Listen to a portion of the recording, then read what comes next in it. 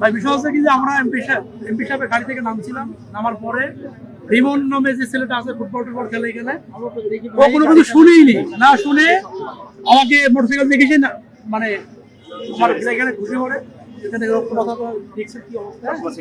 এবং সে একজন এমপি কে যখন আমির সাহেবের কথা যখন বলি তখন বলে সে এমপি টেমপি বলার সময় নাই।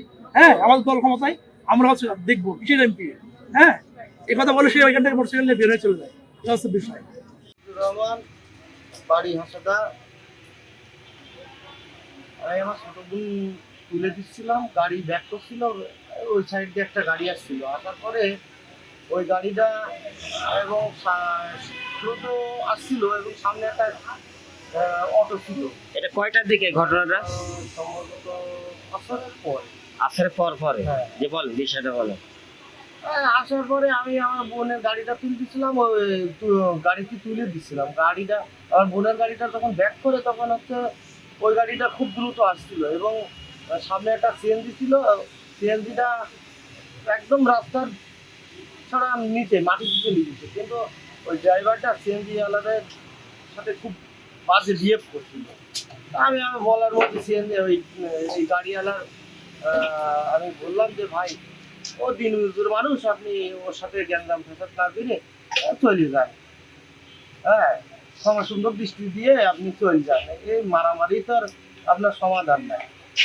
বলার পরে উনি আবার বলছে আপনি এত বোঝেন কেন বা ভালো মন্দ বলে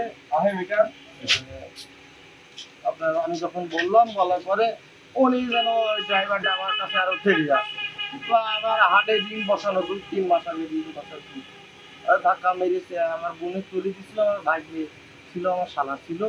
হ্যাঁ, যখন আমার ধাক্কা মেরেছে ড্রাইভার, তখন হচ্ছে আপনার আমার ভাই নিয়ে রাখবে ওই ড্রাইভারের ধাক্কা মেরেছে। পরে গাড়িতে নেমে আমরা তো জানি যে এমপি সাহেবের গাড়িটা, আমাদের জানারও কথা না, আমরা খেয়ালও করি। কোন এমপির গাড়ি এটা? আমির হামজা সাহেবের গাড়ি। কুষ্টিয়ার ওই আমির হামজা বক্তা বলেন। পরে শুনতে পেলাম যে আমির হামজা সাহেব এমপি মহোদয়ের গাড়ি। তারপরে এমপি মহোদয়ের কাছে আমি নিজে ইসরায়েলের দাদা আমার দায়িত্ব ডাকার পরে আমি গেলাম মসজিদের ওখানে গিয়ে ওনার কাছে মাপ চালাম। ওনার কথা হচ্ছে ঠিক আছে, আপনার বিষয়টা আমি দেখবো। এইভাবে ওনার সাথে কথা হয়েছে, বলছে যে মেরেছে তার নিয়ে আসতে। কে মেরেছে? কে? ইমন। ইমন ওই ধাক্কি মেরেছে। ও তো আপনার শালা ওইটা না, আপনার নিয়ে বলেন। ধাক্কি মেরেছে, এখন ও ফোন বন্ধ করে দিয়ে কোন জায়গায় বসে আছে, আমি কোথা থেকে নিয়ে আসবো বলে এখন সর্বশেষ কি অবস্থা রে? সবাই বললো যে তুমি মাপ চাও, তা আমি মাপ চালাম তার কাছে, এমপি সাহেব মহোদয়ের কাছে।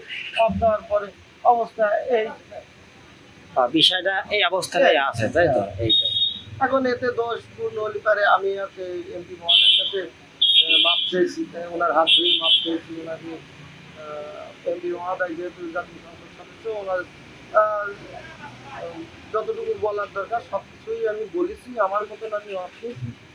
উনি বললো যে আপনার বিষয়টা আমি দেখবো, আপনি যেহেতু হাতে রিং লাগানো শুনছি, আপনার বিষয়টা